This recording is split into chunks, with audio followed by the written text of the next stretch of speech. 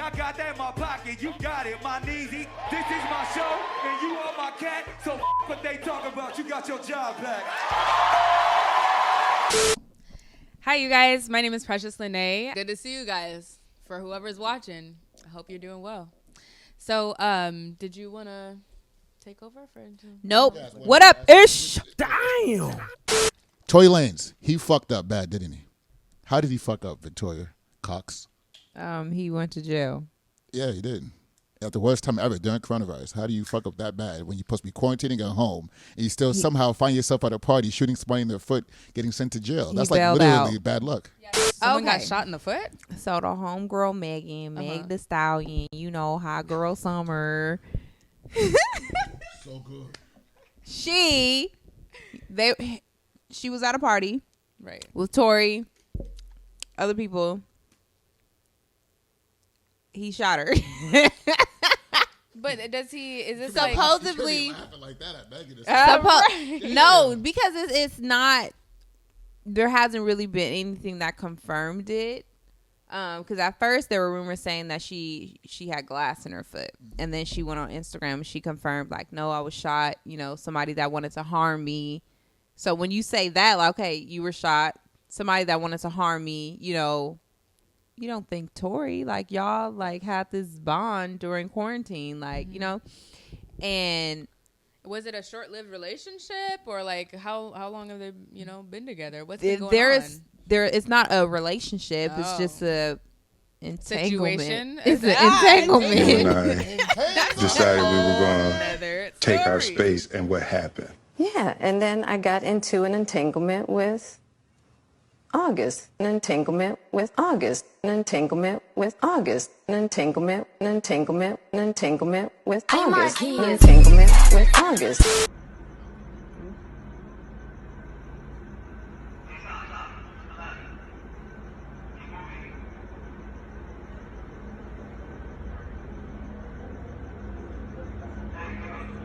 Was that bomb? That is life. Yes. I putting niggas out here, bro. It's a new wave of taste buds, man. My nigga Cliff and Nico put me onto that. I can't lie. Thank you. Thank you for the Nutella and the jelly we got for the grapes. I'm and I grateful really for wanted the to know how can we keep it sweet. Keep it sweet for me and you. Yeah. And I really wanted to know when a Nutella goes down your esophagus. Javicia went to college together, Hampton University in Virginia. I don't know if you even went there. I went to like 4 colleges, but one of them was Hampton University, my junior and senior year. I think you actually told me that. Yeah. Yeah. And my first day of school, my first day of my transfer school at Hampton, I met, literally the day one, I met this girl, Javicia, and she said, hey, who does your dreads? 'Cause I had dreads. I'm not sure if you know I had dreads. I seen old photos. Yeah. Okay, yeah. So, and she was like, these were when they were like fucking this big. It wasn't that long. And she's like, I do dreads very good. I can do them for you. I was like, for real? I was like, hell yeah. And it just, that's how we met. So that's cool. Yeah, years later. So random. It's a very random story, but I got to say that because she is a real soul, you know, and she was cool since day one. And I watched her grow. And when I moved to LA, she was out here doing the thing. Before I started acting, she was acting. And now she's actually just, you know, plateaued and supersonically speeded to acceleration of success. I got casted in the new Catwoman series. With Nick Cannon, what he's saying, I completely resonate with it, and I understand. And yes, it could sound, you know, bad if you don't want to, if you've never heard of what he's talking about. It could sound like, where is he even getting these facts from? Right. Like, but for me, I've researched this stuff before. This has come up several times in conversations. In terms like what, like Egypt and Farrakhan and color and race, like what color. What where was even you know, race came out in the first biology book, and that was on a spectrum graded by black people being the devil in a science book that's being taught for generations. Okay, so there's things that are bred into our minds because I mean, racism itself, that's a disease, man. If you can't see past that, we have so many other things to worry about, and this is it's just a 2D like plane. We're seeing only 2D here. 2D too much. Yeah, we need to get to a higher dimension. There's other things going on here. But I do feel like he was speaking deeper than what people were perceiving him to say. Exactly. And that's when a lot of his words got missed in, translation, but lost in translation. But the thing about it is that obviously he is talking at the time right after we just talking about last week about Deshaun, what he said. And they're pretty much in the same boat of how they're speaking. Is just when you're going to say something, I think the only thing about the problem what's going on now is that we're forgetting one thing. Our future is going to be controlled by more of what we want to accomplish. To get there, we have to start speaking up now. In that road, there's going to be consequences for what you say, especially when it's being operated by the white man. So at the end of the day, you have his manager, his boss, his check writer is a white man. Right. So whatever he says on another side, like on Cyrus Radio on Nick Cannon's podcast, which is a great thing for any of us to have, there's going to be repercussions when you're speaking that truth or something that may be misconstrued. And hear more. And producer Nick Cannon this morning fired for making some anti-Semitic comments on his podcast. Viacom CBS announced it is severing ties with Cannon after a long-running relationship back to his start on Nickelodeon in the 90s. The person is talking, he's saying he agrees, but everybody has had slavery at one point or another. Yeah.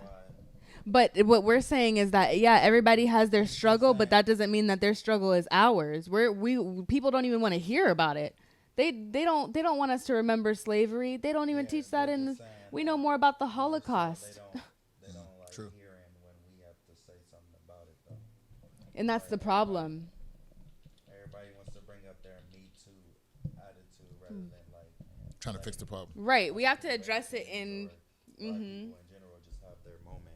Right. We have to. When you're discussing something and comparing it, like I told you earlier, to anything, it's always going to be a point where they're going to have a problem with it. I can say right now, like, oh, the rioting was crazy. It reminds me of when they were rioting in Ukraine, when they had the situation in Ukraine and with the USSR. And then they're going to have a backlash and say, oh, what are you talking about comparing your people to us people? And there'll be a big uplash about anybody in the world that is, Ukrainian or Russian. It's just an example based off of, this is what happens now. And we're not trying to be comparing. We're not trying to bring saying, it down. Damn, can we get an acknowledgement? We're trying to spark an interesting topic that was very important in history, so then you can understand the equivalency of what's going on today. Because usually what happens in history is that it's never really capitalized on how important it is until later on. Oh, wow, this happened. Like, for instance, the riot, like I was talking about earlier, the rioting and looting in Los Angeles. It becomes a big uproar for anybody who just moved into L.A., not an uproar, but a big educational,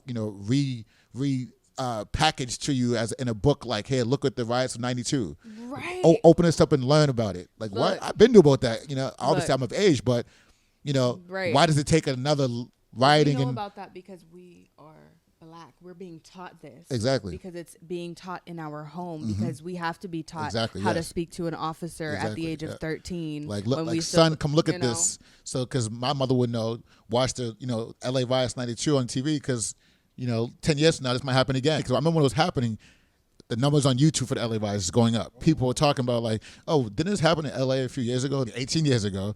And on top of that, you didn't know this happened? Like, that's the problem. Boom, bop, bap. So I think and this goes back to when anybody says, I don't care if it's like the wrong thing to say or the right thing to say.